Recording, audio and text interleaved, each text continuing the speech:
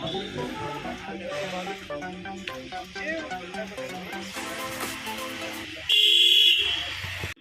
किसी एरिया का निकलेगा इमीडिएटली वहाँ करेक्टिव एक्शन हमने क्या करना है। दूसरी इंपॉर्टेंट चीज़ जो इस चीज़ को रोकने के लिए जैसे कि इसका माकूल इंतज़ाम दवाई कोई नहीं है जो इसको रोकेगी, वो सिर्फ एक एहतियाती तदबीर जो वैक्सीन है कि हम कह सकते हैं कि भाई 100 लोगों को अगर वैक्सीन लगेगी तो 85 to 90% लोग प्रोटेक्ट होते हैं। सिस्टम काम नहीं कर रहा होता, लेकिन 85 या 90% लोगों को हम बचा सकते हैं अगर हमारी वैक्सीन प्रॉपर हो जाए। फर्स्ट डोज, उसके बाद थर्ड जो है वो है हमारा कोविड अप्रोप्रिएट बिहेवियर, जिसके लिए हमें बार बार आपने देखा होगा कि किस एरिया में क्या हो रहा है।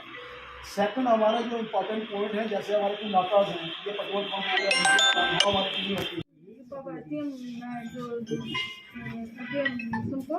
इसमें बीएमओ साहब ने मीटिंग कॉल की थी, जिसमें था इनका जो मेन मुद्दा था थर्ड वेव का, कोविड का थर्ड वेव का हमने कैसे रोकना है इसको। फिर तक concern of all force task force में इसमें ये है कि जैसे जो हमने ही इसमें ये डिसाइड करना है कि जो थर्ड वेव आ रही है, फर्स्ट और सेकंड वेव का तो उन्होंने बता दिया कि उन्होंने कैसे कंट्रोल करना है, इससे पहले कैसे कंट्रोल किया। मगर अब ये है जैसे आज प्रिंसिपल सर आए हुए हैं, मौलाना हजरात आए हुए हैं, जब तक ये हमारा साथ नहीं देंगे या पब्लिक साथ नहीं देगी, जैसे एडमिनिस्ट्रेटिव साथ नहीं देगी, तो ये हम कंट्रोल करना थोड़ा सा थर्ड वेव में मुश्किल हो गया। लोग ज़्यादा मैक्सिमम हमने ये है कि मैक्सिमम जो मास्क है वो पहनना है, सोशल डिस्टेंसिंग करनी है। जो हम आम इसमें थर्ड वेव तक सेकंड वेव तक तो ठीक था, यहाँ आज तक मैक्सिमम लोग ये भूल गए हैं कि थर्ड वेव भी कोई चीज़ है। थर्ड वेव शायद नहीं आएगी, क्योंकि ये नहीं पता कि सेकंड वेव में हमारी कितनी कीमती जाने गई हैं। तो एक से एक बढ़कर वो इसलिए कि हमने ये सब कुछ छोड़ दिया। सिर्फ छोटी सी बात है, अगर आप हाथ सैनिटाइज नहीं कर सकते, आपको बार बार हाथ धोना है, आपको थोड़ा सोशल डिस्टेंसिंग करना है, 2 फुट की दूरी रखना है।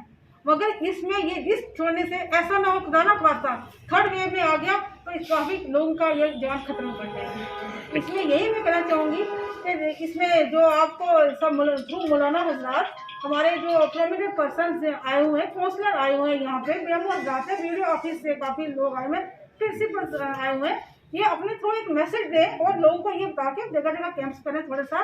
तो ये बताएं इसमें कि आपको पहले सबसे पहले वैक्सीनेशन करवाना है, मगर वैक्सीनेशन में डरने की क्या जरूरत है। हमने खुद वैक्सीनेशन कराई है, हमारे बच्चों ने कराई है। अगर ऐसा होता हम बच्चों से अपने बच्चों को कैसे हम वैक्सीनेट करा सकते हैं। तो ये सबसे इम्पोर्टेंट है वैक्सीनेट होना, और उसके बाद सोशल डिस्टेंसिंग।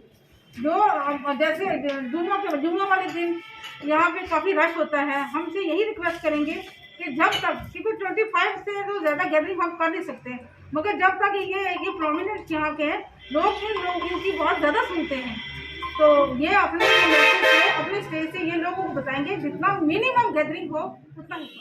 सोनूकोट में एक मीटिंग कॉल की गई थी, जिसमें बीएमओ सोनूकोट, एसडीएम सोनूकोट और प्रिंसिपल साहिबा के अलावा जो प्रिंसिपल हमारे डिग्री कॉलेज के हैं, उलमा हजरात के अलावा व्यापार मंडल और यहाँ के जो काउंसलर्स थे उनको बुलाया गया था। आज का मीटिंग का यही मकसद था कि कोविड-19 जो फर्स्ट टाइम जब कोविड-19 आया तो उसमें हमारा बहुत कम नुकसान हुआ। आपने देखा कि सेकंड लायर में हमारी 30 मौतें हुई और 1045 तकरीबन जो है वो पॉजिटिव केस जो है वो पाए गए।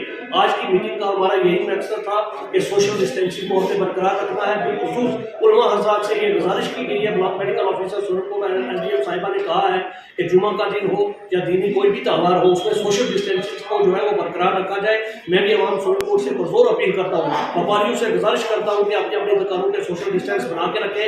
बाजार के अंदर बगैर मतलब के कोई भी आदमी जो ना आए, क्योंकि आने वाले दिनों में जो सितंबर का महीना और अक्टूबर का महीना दिखाया जा रहा है, जो डॉक्टर साहिबान कह रहे हैं कि थर्ड फेज जो है वो शुरू होने वाला है। मैं यही समझता हूँ कि उससे पहले ही हमें जो गवर्नमेंट की गाइडलाइन है उसको फॉलो करना होगा, सोशल डिस्टेंसिंग को बना के रखना होगा, सैनिटाइजर और मास्क का इस्तेमाल करना होगा।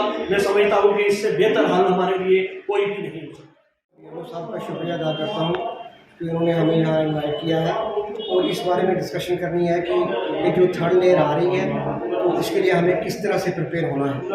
तो मैं सबसे ये बात कह देना चाहता हूँ कि थर्ड लेयर जो है वो फर्स्ट और सेकंड लेयर से बहुत ख़तरनाक है।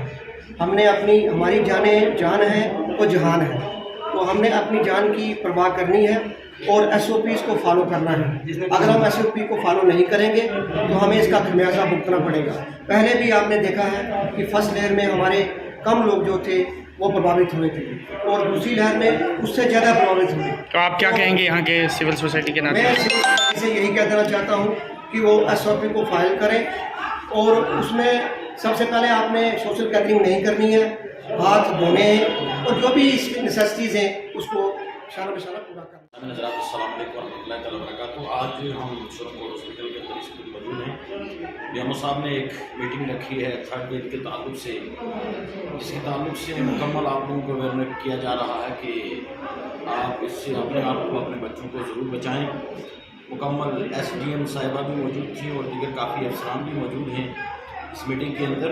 इसका खुलासा यही है कि थर्ड वेव के ख़तरे से हमें किस तरह बचना है, तो उसके ऊपर यही नतीजा निकला। सबकी यही राय रही कि जितना भी हो सके वो एहतियाती तदाबीर जो हैं उनको अपनाया जाए, और मुकम्मल तौर पर सोशल डिस्टेंस का भी ख्याल रखा जाए, और भीड़ भाड़ जो है वो गैदरिंग जो है वो बहुत कम की जाए फंक्शन में भी, और जहाँ मजहबी जो है गाने उनके अंदर भी जितना भी हो सके वो बचने की कोशिश।